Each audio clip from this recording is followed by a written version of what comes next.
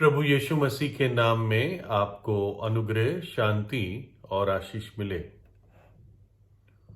हमने पहले भी साधु सुंदर सिंह के बारे में सुना है, जो एक प्रभु यीशु मसीह के सेवक थे और जो उनका समय था हमारे बीच में, वो करीब 1890 के आसपास, एग्जैक्टली 89 है उनका जन्म।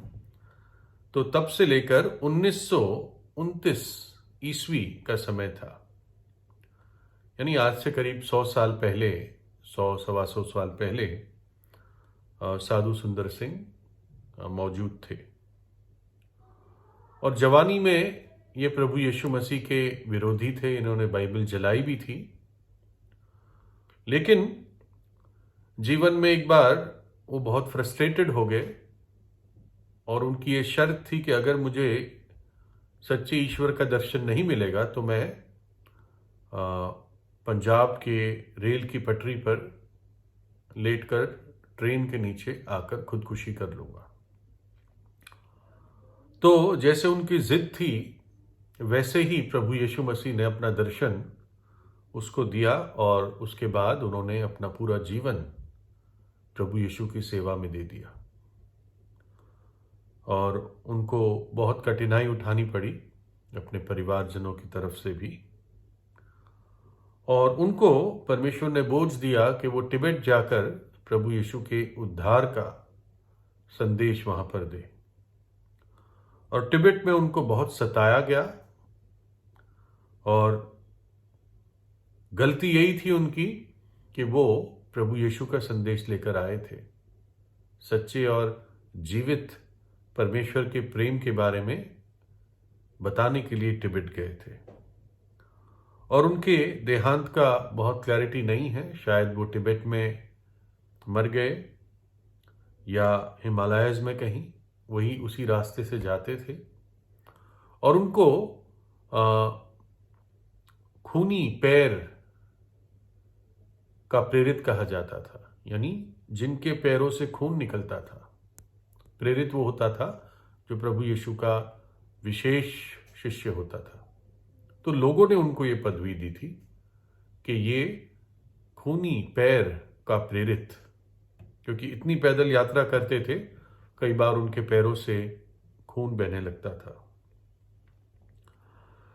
तो साधु सुंदर सिंह जब साधारण लोगों से बातचीत करते थे, लोग उनसे सवाल पूछते थे, तो एक दृष्टांत के द्वारा, एक उदाहरण के द्वारा वो प्रभु यीशु मसीह के शरीर में प्रकट होने के सत्य को समझाते थे।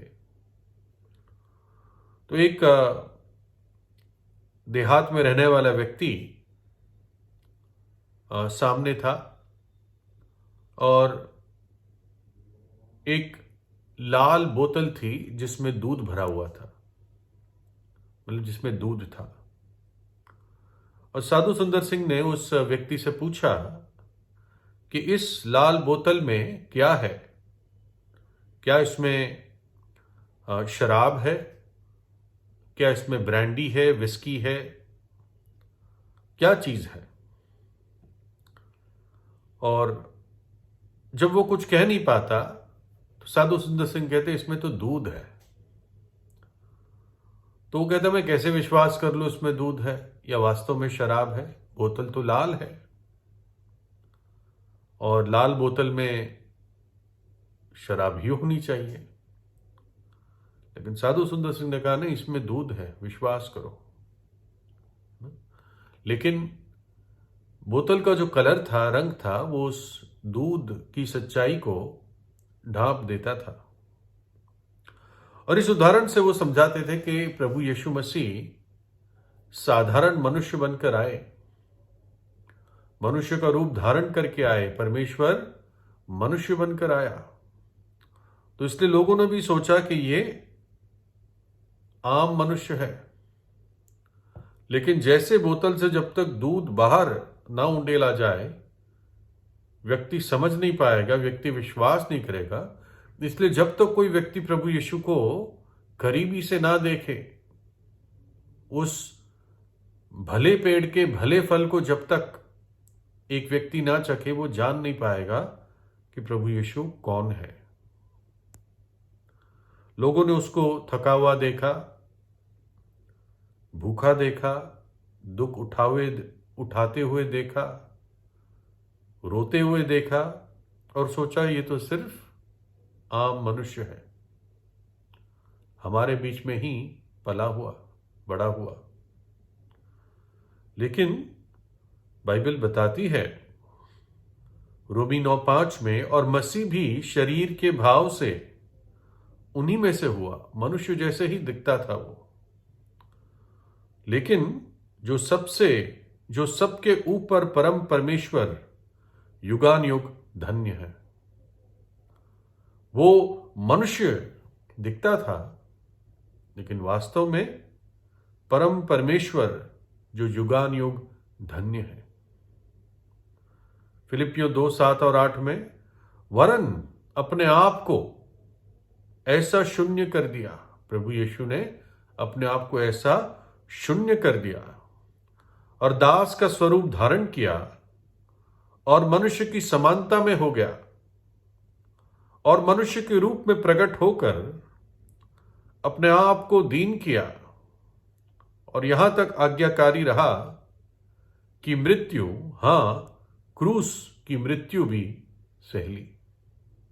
प्रभु यीशु ने दास का रूप धारण किया, गुलाम की तरह अपने चेलों के पैर तक धोए और आखिर में क्रूस की उस भयानक मृत्यु को उसने सह लिया।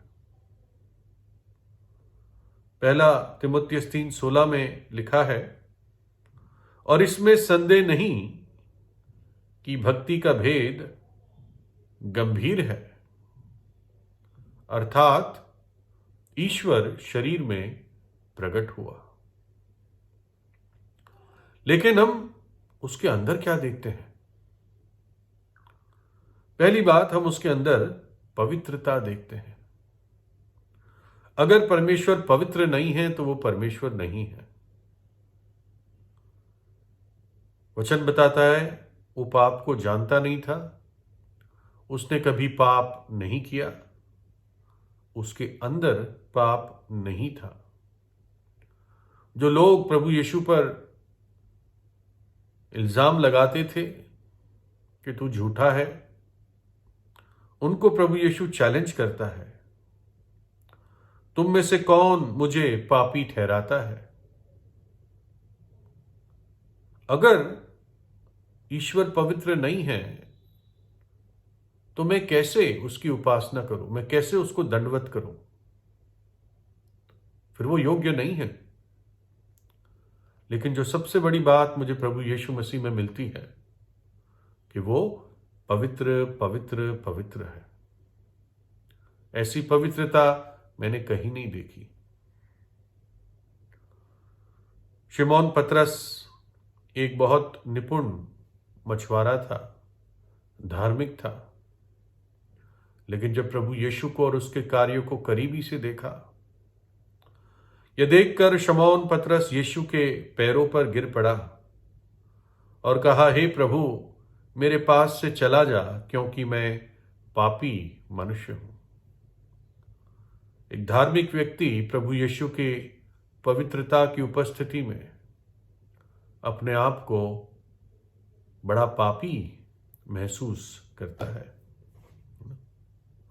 मैं अपने आप को कभी किसी सांवले व्यक्ति को देखकर मैं सोचता हूं कि मैं गोरा हूं, लेकिन जब मैं किसी यूरोपियन के सामने आता हूं तो मैं सोचता हूं कि मैं काला हूं, है ना। तो पतरस जो अपने आप में धार्मिक था, जो प्रभु यीशु की उपस्थिति में आया, उसने एहसास किया कि मैं कितना बड़ा पापी हूं।